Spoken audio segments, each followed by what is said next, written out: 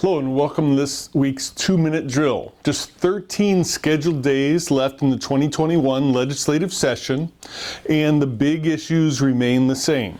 Certainly budget and taxes, especially as they relate to employers, are front and center, as is the remap. We have not seen any maps be released for either the legislature, the Supreme Court, or congressional districts at this point in time, yet there's still an awful lot of discussion, going behind the scenes, a lot of bickering, a lot of competition for politicians trying to choose their voters as opposed to allowing voters choose their politicians. So the remap has got to get done here in 13 days. The window's getting really pretty narrow there, and consequently those two issues by itself are going to crowd out a lot of other issues.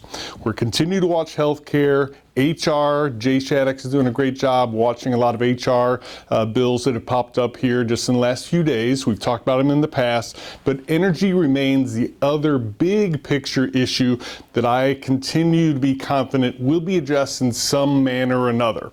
What this is going to do is increase the cost of electricity in the state of Illinois, but what we're trying to do is mitigate those cost increases through certain tax credits and treatment for ratepayers. I think we're getting some good traction there, but nobody knows for certain what an energy bill looks like at this point. We've got 13 days. Every day that goes by, all these issues, I think, get skinnier and skinnier. We'll just have to see what the next few days lay on us all. Two issues we haven't talked about in the past that could go ahead and emerge, though. The first is ethics reform. With bribery scandals, obviously a speaker being pushed aside by allegations of bribery and such, you would have thought this legislature would have been motivated to do ethics reform by now. So what is ethics reform? It could be an awful lot of things. But the single biggest thing that there should be consensus on is the relationship between legislators becoming lobbyists and even key staff members becoming lobbyists. The first big bribery scandal was a legislator who was lobbying Cook County government at the same time they were a sitting legislator. Huge conflict of interest. That needs to be addressed, as well as a revolving door in where legislators clearly line up lobbying contracts while they're still in the legislature. They're a legislator on Friday, and on Monday they're lobbying their colleagues for contracts they've already set up. Clearly that needs to be set aside as an option. Fundraisers on Monday in Springfield, they're on the stack as well of possible changes, but really a number of other items. Ethics reform would be very, very devastating, I think, to a lot of voters to have this legislature take a pass on ethics reform. So I do anticipate there will be some kind of action on ethics.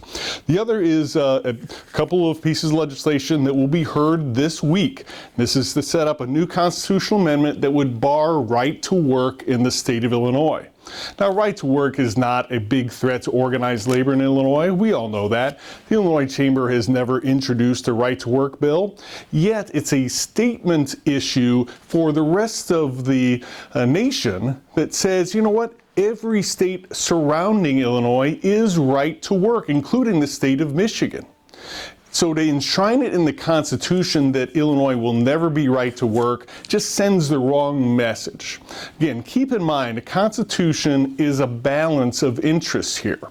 When the Constitutional Convention came in 1970, there was really a trade-off between a flat tax for the business community and a pension protection provision for organized labor.